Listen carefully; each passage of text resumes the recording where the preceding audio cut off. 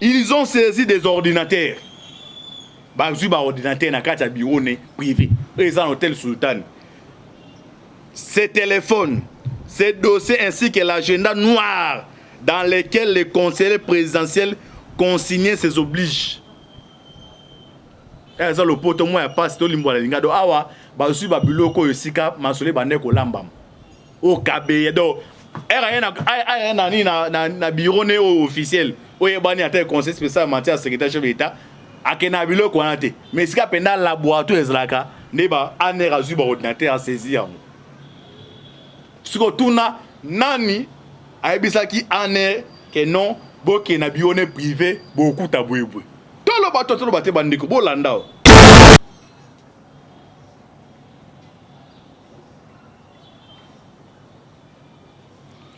Dans les mains des enquêteurs, toutes ces pièces deviennent autant de preuves de trahison.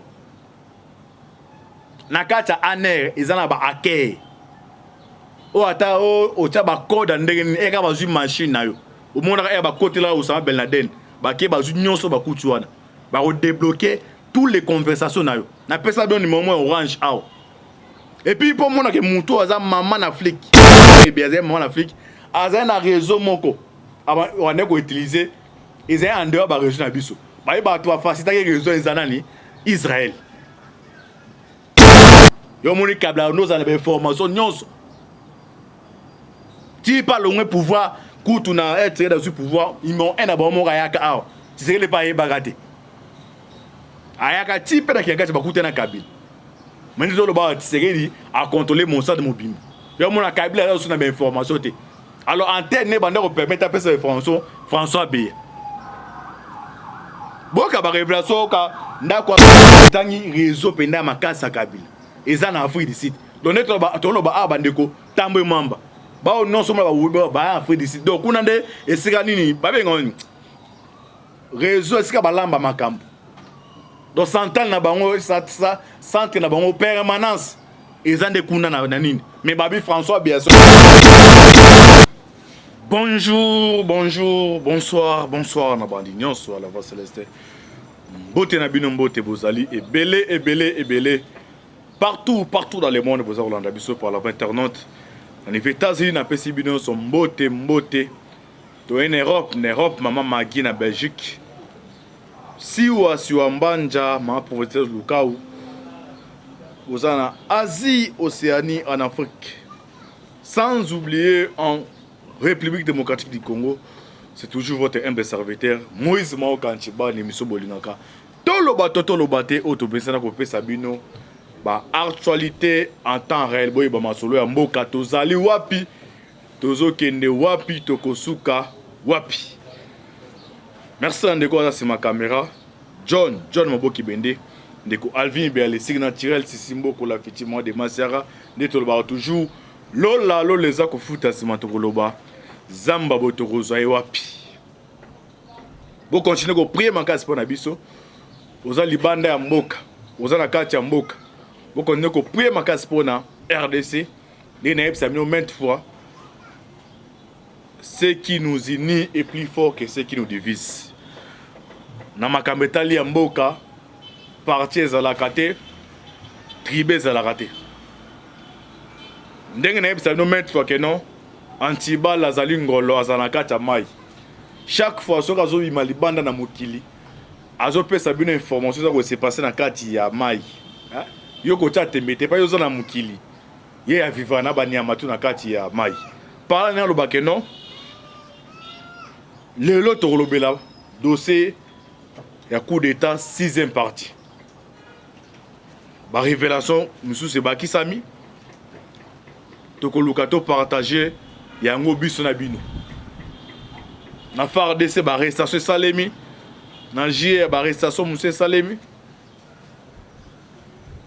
Dès que nous avons un engagement, nous avons une information que nous avons et que nous avons fait Sabino. Donc, nous avons un dossier à coup d'État.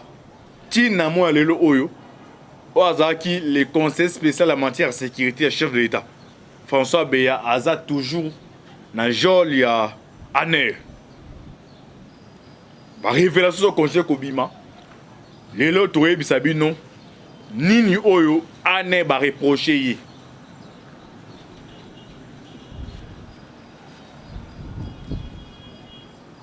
Ba kombo etangami bozala très attentif toujours partager biso na bino nulle part ane so même fois toujours bosabone massivement la carte à la voix céleste. François Beya bakanga ki azana ane parce que musala ane rezanini mutu nyonso citoyen nyonso atoza ndenge nini ceux qui bazui information ozolungo menacer bo comploter pour na mboka ane au mon agence nationale des renseignements ezana droit ko bengisa yo bayeba olinga ko sanini musala ane yangwana.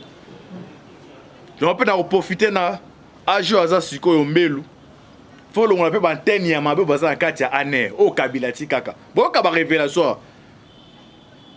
François Bersengo autorisation que non na kemboka tel mais ba pesi information que non conseiller non ke na mboka tel mais qu'est-ce qu'a-t-elle ake kuna John Numbi moko jo général John Numbi François Berkuta na Zimbabwe ko imaginer donc on a aussi na Mbelu tous les baja ane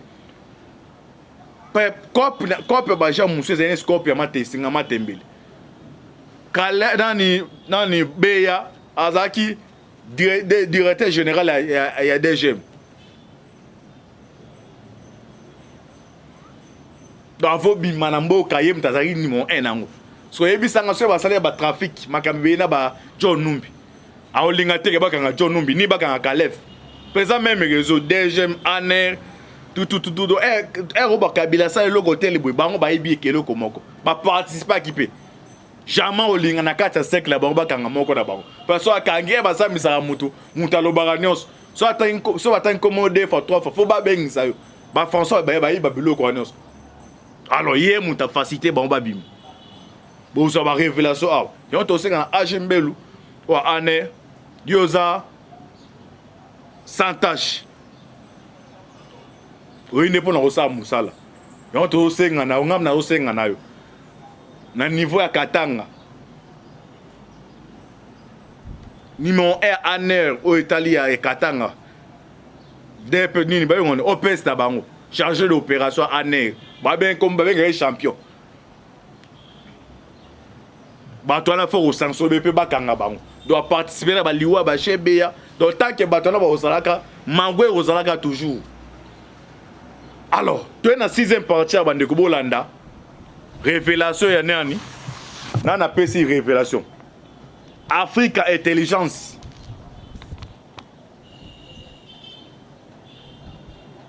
Des agences, il y a une investigation. On a PC les non dits. Bandeko Bolanda, il y a la première révélation. Anti-Bolinga. Parce que mon Biblia. Si tu as le bata Branham. Il y a un message à prophète Branham. Bible moga totanga kame ndenge nzamba permettant bango ba comprendre ngeza différence za ndemo politique ezalaka eko za otangi article ya Afrique Intelligence mais ozala ba information ya source te mais anti bal totangela bino comme ces émission lingala totanga na lopoto to limbola pena lingala bakanja ba mama na biso bazaka na poto ba oteka pondu ba oteka fufu ba yeba pourquoi bakangi François Beya ba réverso continuer ko bima.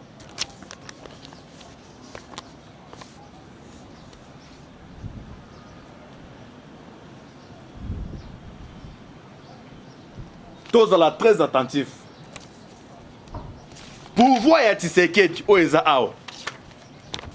Na mboka nde na yebisa lo mettre bandeko na kati ya Afrique. Ba pays to Afrique eza awa. Soki mutu moko azu pouvoir azana ba partenaire ne libanda. Na kati ba partenaire wana ezara de nde na mukileza nde to baza entrepreneur njela sa travail njela nzambe. Also aussi pouvoir ezala des partenaires. Ba partenaires ezabana ne bato baza en droit de veto baza makasi na mokili. Ezala 5 pays. Tout le monde États-Unis, ba français, ba chinois, ba russe, ba on bazala do. Ce que aussi pouvoir il faut ozala soit na côté na bango be côté ya bato mususu. Alors ne ba kabona bazala na deux blocs. Bloc A na bloc B.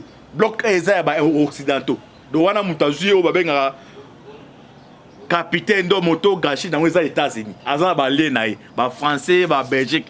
Donc à Belgique, azan intérêt mais aux États-Unis koloba, azan obligé à s'incliner. Na bloc B, eza ba bloc asiatique. O baza ba adversaire ba américain. Tout le monde ba réussi ba chinois, ndenge mon retambola bon. Alors ce qui bloc A et poni et collaborer na yo za président ya pays songolo pa ka l'Afrique. Ba ko lingate e ba signer partenaire na yo. Ba linga ba mona yo zo ko collaborer pe na ba adversaire na bango bloc B. So ba timbeli yango ba obundiso ba loko na pouvoir. Alors ndenge pouvoir tiseke des alliés. Il a eu engagement à travers le bloc A, où il est dirigé par les États-Unis d'Amérique.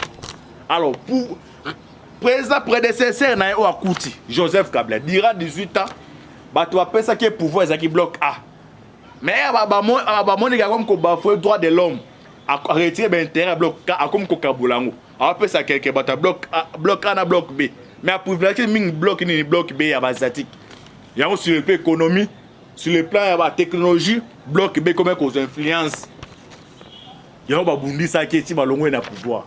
On sait qu'il a collaboré dans bloc dirigé par les États-Unis. Na partenariat bilatéral pardon, gagnant au Salemi wana.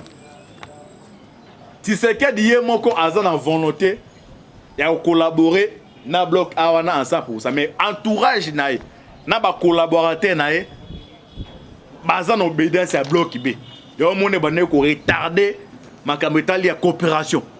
Dès que l'autre bande comme ça, tout le monde qui est marine américaine qui va se le roter, bah on se information que non, Mouto va collaborer quelques collaborateurs. Il y a un monde même dans le dossier à 100 jours, il y a Kameg. Tu ne monde pas Kameg va côté prison. Problème il y a partenaire tu sais qui les Américains. Donc bah ça qui est information, bah projet Bello tu sais qui a réalisé. Bon monsieur so qui na ba adversaire na bango. Au monde ba terroriste ba Hezbollah au monde ba bétérisé ma casse même histoire ça ko se répéter Kabundi o Jean-Marc et le resali ba kabo ba béré na IDPS tu sais qu'il a la confiance na yé azu a comme travailler na quelques blocs ou na bloc B ya ba chinois o tu sais azo bunda pour influence ba salini et longo et ceux qui ont été les conseils spéciaux en matière de sécurité bande bolanda ba révélation à François Beya Aza ami, il y a Libanais au Congo Fiti. Parce que dans le monde, il y a économie, soit dans la coopération.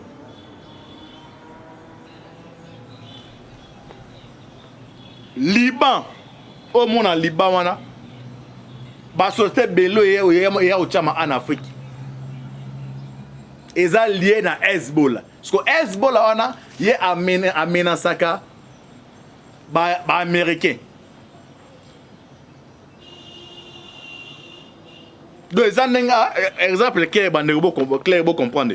Ndé ba kulu na bazalaka, né ezala na tanga kana biso ezalaka do mwana par exemple matetene mwana ya matongi. Ata yo bundaka na yo kulu na te.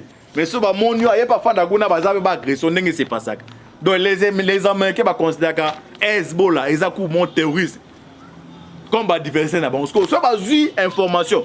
Dans le pays, on va contrôler que non, il y a des entreprises au lieu de tout faire, mais bien de valoriser et de permettre, bon, on ne peut pas ça.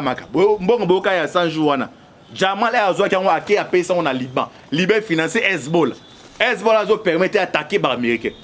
Il y a un côté dans la condition, soit il y a un qui va travailler dans le il y a aussi pour pouvoir, soit il y a un coup d'État, il y a un assassinat, soit ba osensi te balongole ba tie mutu ça les barabo so tisi ba mona tiseke die mo za volonté coopération ezala pena gagnant mais entourage ne ba collaborer na bloc B quelques entourages ce ko ba grief ni no ba kangeli François Beya et banda ki dati ni banda ki mukoni ni bande ko to tanga na lopoto pour mes paragraphe to limbo na lingala to la bolanda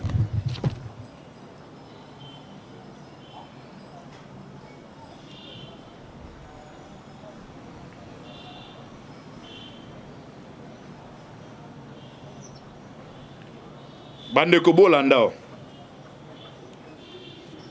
Article émis par révélation, on a répété. Ils allaient Afrique intelligence. Yo pene on a vérifier. N'a pas de bande Moussou Mingi. et ça va canon anti-bal rose information à son information mais si on peut ça pour que nous vérifier il y a d'autres informations ming au considère Wikileaks est un magazine basé en États-Unis parce qu'il faut que qu'on traduit parce que comme article en anglais soit un traducteur était au ma comité on doit passer ça information d'état na ba information na jamais au quand on a ba top Congo et on ba top bazal limité d'esprit o auti na musique auti na makama balé so makambo elekele mutu elekele bongo ye pona au conseil que o eza lokuta mais na ida opesa bino ba site qui ne ko vérifier na répéter Wikileaks eza magazine eza ba coréen mais eza basé mi na États-Unis et livra mi ba information d'état mutu apesi révélation nini Afrique a intelligence à lobby boy.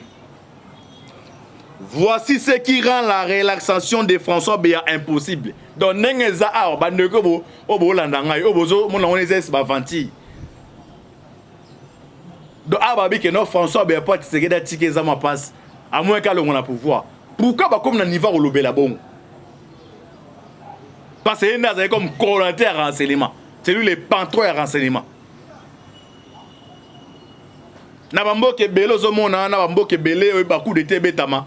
Et ça va militer n'importe quoi la mais awa yende si un civil a planifié à le qu'est-ce que va militer donc tu sais que des personnes confiance nyonso Kabila comme en aéroport awa a voyager là ba tout ba boy mais François bien lobby ba accueil mais OK mouton on est ko comploter ba ne ko bolanda révélation awa to expliquer on a lingala o eza 6e partie na ba de première partie sorry 30 minutes de coquille, nous sommes obligés de stopper dans le côté à 7e partie qui te permettent. Donc voici ce qui rend la relaxation de François bien impossible. Dans l'article, il dit que non, François bien pas libérer les hommes impossible. Pour Nanine, Landa. François Béa, conseiller spécial du chef de l'État, Félix Antoine Tshisekedi, est en détention dans les locaux de l'Agence nationale de renseignement ANR depuis le samedi 5 février 2022. De Bakangare Banda samedi. Article continue. Entre-temps, beaucoup d'eau a coulé sous les ponts depuis la première ministre de l'interpellation des séquirocrates du président de la République qui, contre toute entente, a traité un mutisme absolu sur les dossiers. Ce qui, par voie de conséquences, alimente la rumeur. Donc, Bakmuto Bakangi Oyo. Yende Azagi no comme.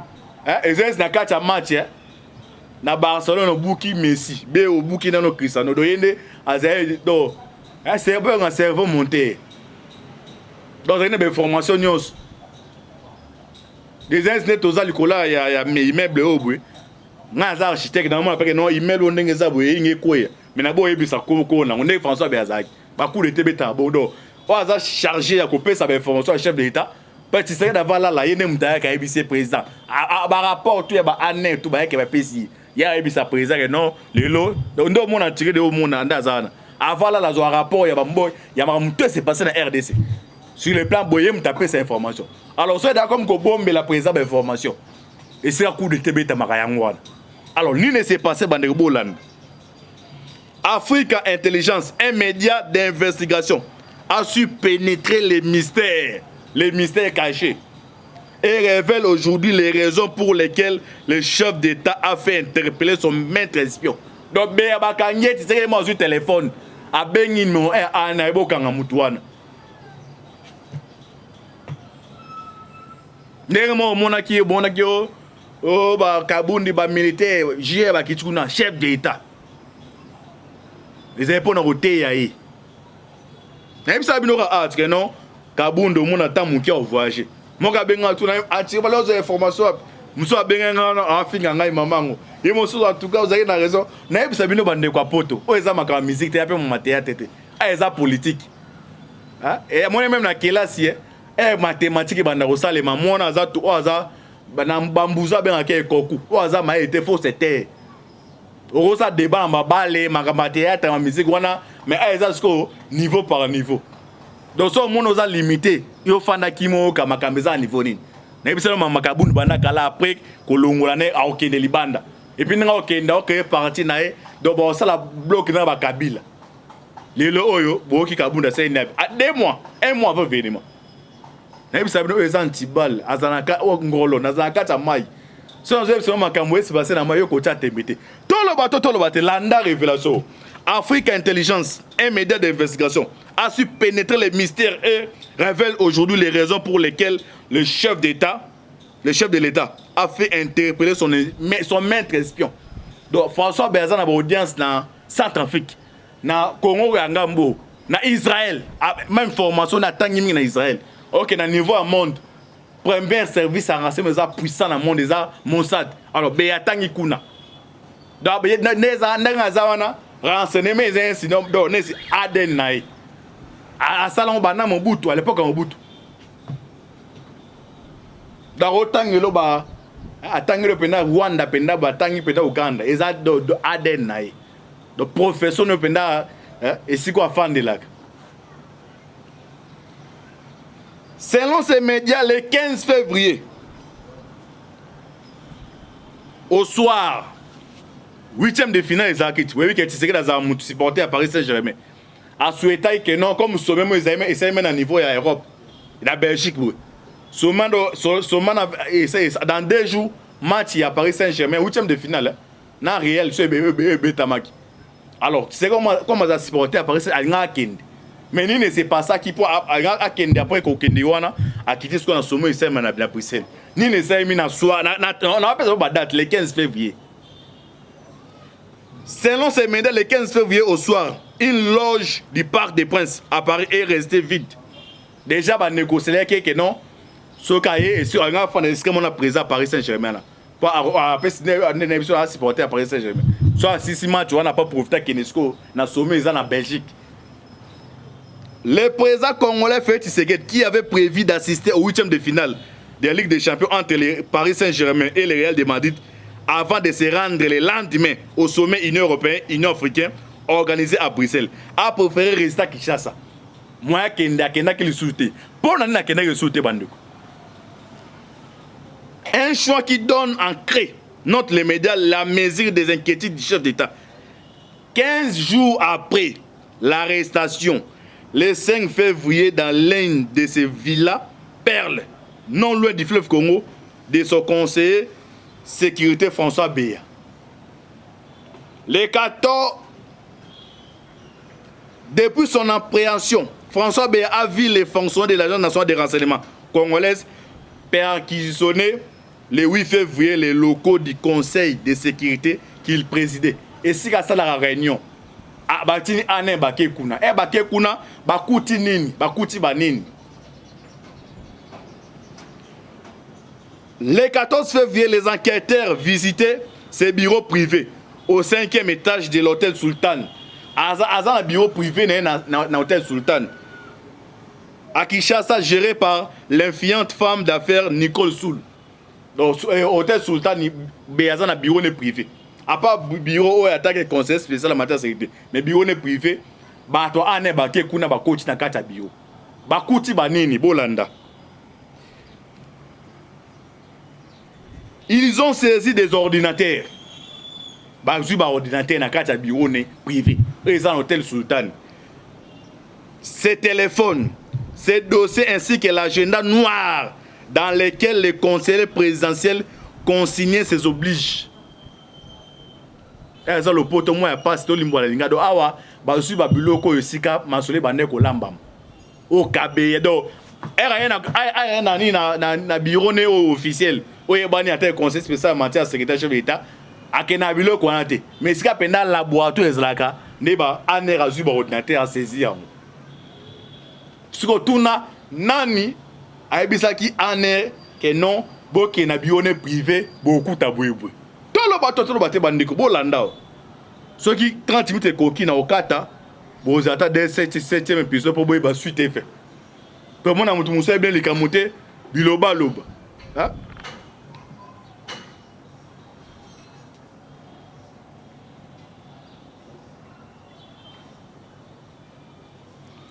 Dans les mains des enquêteurs, toutes ces pièces deviennent autant de preuves de trahison. Nakata aner izana ba akei. o ata o tia ba code ndenge ni eka bazui machine na yo o mona ka ba côté là Osama Ben Laden ba ke bazui nyonso ba kutu wana ba ko débloquer toutes les conversations na yo na pesa don numéro orange aw et puis pour mona ke muto aza maman na flic we suppose qu'ils ont un terme flic do na c'est terme c'est ma Kinshasa ne ba tout de comprendre Kinshasa donc vous comprenez bien c'est maman na flic aza na réseau moko on est ko utiliser ils ont en dehors ba région na biso ba ba to faciliter réseau ezanani Israël.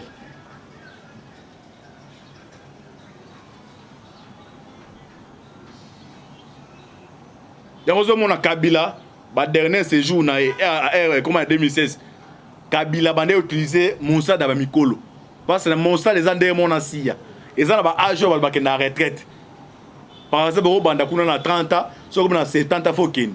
So Kabila era moni que non les Américains ba comment tirer pression atika pouvoir. Ba vieux au bando utiliser Mossad au bazana Mossad ya kala. États-Unis parce États-Unis Israël il y a un leki. Il y a les États-Unis, ils ont leki. Donc so simbi zel au simbi ya. Parce que ba meke ba timbeli que non Kabila dans service à renseignement Mossad, ba instruit dans Mossad que non bo tira collaborer na mutuana. Mossad lâché Kabila mais Kabila qui a récupéré ba ancien au bazaki na Mossad. Yo moni Kabila nous en information nyonso. Tu pas le pouvoir coutu na être dans ce pouvoir, ils m'ont un abonnement kayaka aw. Tu sais le pas y bagaté.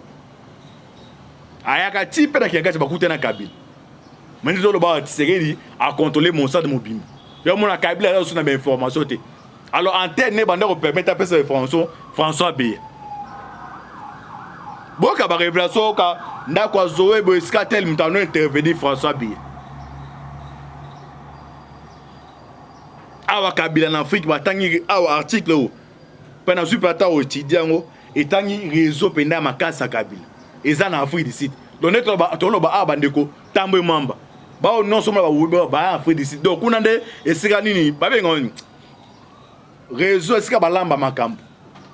Donc central na bango centre na bango permanence eza nde kuna na nini. Mais babi François bien selon article bi que non bien il était au courant. Mais tu sais que atu ko bisa article tu sais que c'est que bien que non Kabila to fascisé dans région Galak mais au Kabila kati akati réseau à niveau nini ya Afrique d'ici. Yozo mona muke bande rone ba ka Afrique d'ici. Au moment muke kuna skata réseau na ye. Mais François bien tant que conseil spécial à informer de sécurité. Yo mon avant coup déjà o wana Bername Kikaya a tweeté que non alors basa de l'information que donc yo beta masolo. Allez le oyo non c'est allé démanteler.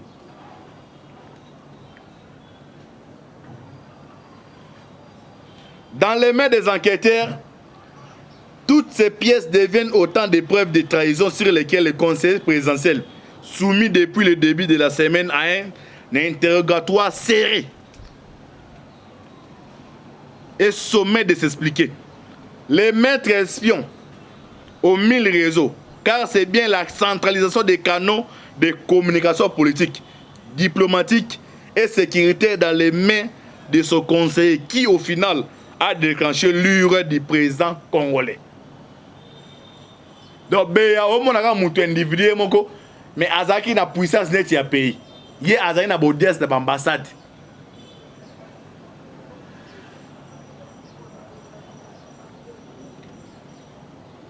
Donc, nous avons maintenant qu'il y a des gens qui ont mis comme influent de Yakomaki.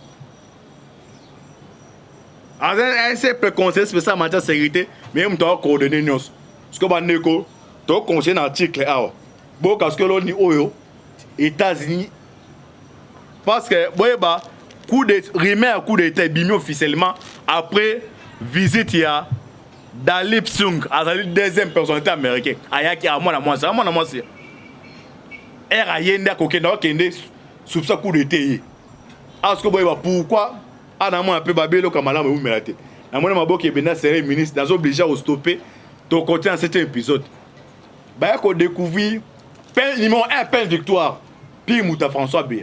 OK, peine victoire ezali entreprise ezala ya Congo futur. Ezaba membre ya ba Hezbollah. Ba seulement kuna ba 2002 2003 ba rimé bondo tambula que non. Jonathan Ben Laden a battu na Kinshasa, a battu Mboué. Donc Hezbollah Pain futur zo monana donc bon auto zo kotisa. Ok no pesa on a Hezbollah. Hezbollah eza nini? Il y a des théories qui ont menacé les États-Unis. Donc, les États-Unis ont signé un partenariat stratégique à aider sur le plan économique, sur le plan militaire. Alors, à ce moment-là, mais quelques collaborateurs vont coopérer dans les différences. Dans ce moment-là, les États-Unis ont électé Tshisekedi.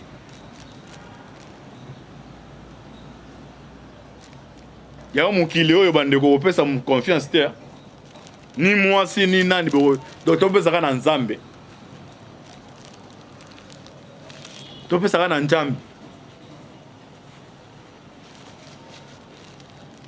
ok babi kombo nena ba koma bango yo Rachid Kahen na Saleh Ali Assi ils ont des bons ba responsable au Congo Fiti ozo mona o ka maman olive bangonde donc famille Kabila ba ko motie pression mingi pona atika pouvoir à se coaliser qui na ba o ba groupe ba jo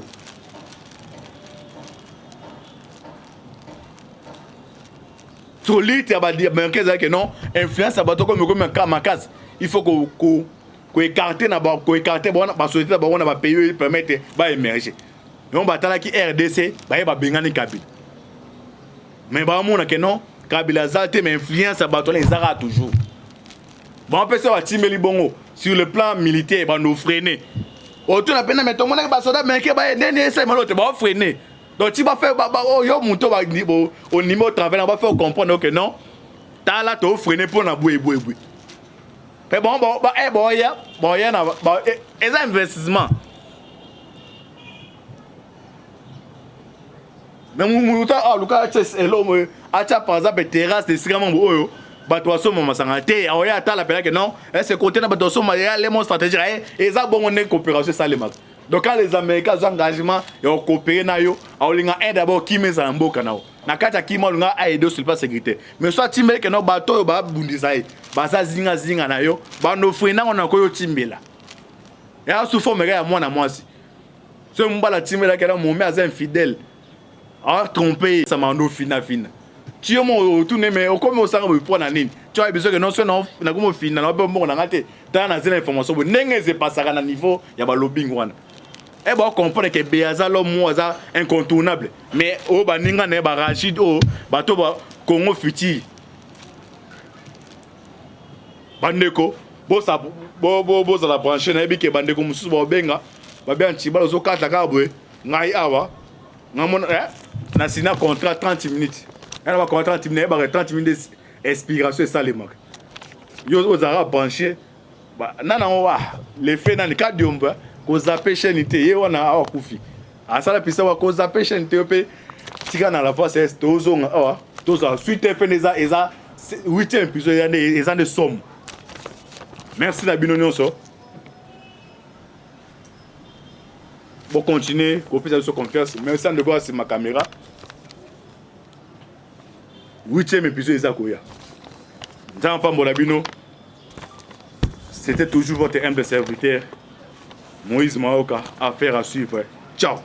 Ok. Conseil spécial à informer de sécurité. Yo mon avant coup déjà o ana Bername Kikaya a tweeté que non. Alors basé dans l'information que yo beta masolo. Allez le oyo nous c'est allé démanteler.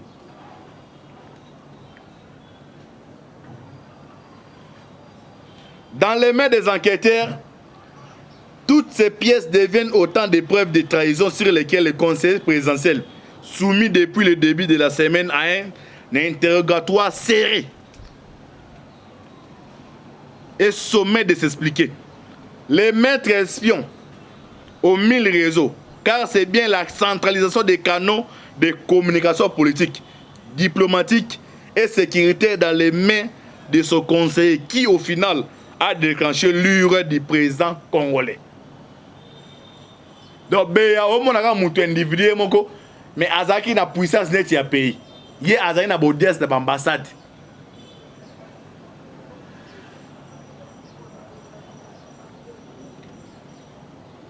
Donc, maintenant que les bisous dans mon kilo, les amis sont mis comme il a comme influencé, il y a comme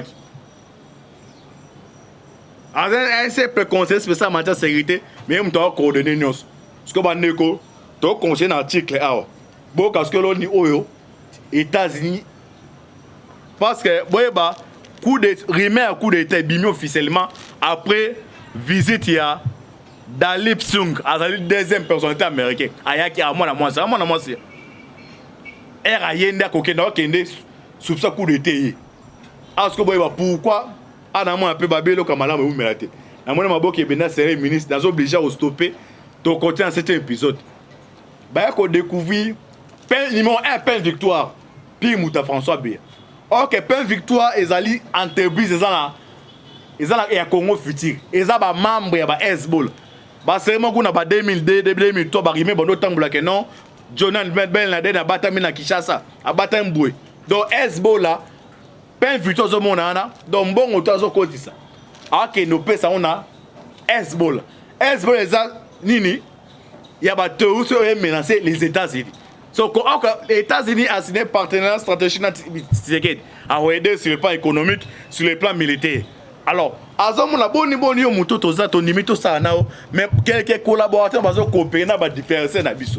Dans ce monde, les États-Unis ont électé Tshisekedi.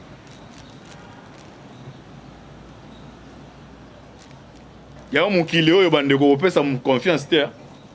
Ni moi, ni Nani. Donc, on peut s'arrêter en Zambie. On peut s'arrêter en Zambie.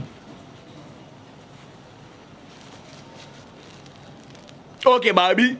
Comment on Rachid Kayen. Na Saleh Ali Assi. Ils ont des bons responsables au Congo Fiti. Congo Fiti aux hommes. Maman Olive. Bangonde. Donc, famille Kabila, comme on tient pression pour l'article pouvoir à ces coalisats qui n'a pas groupe, Joe.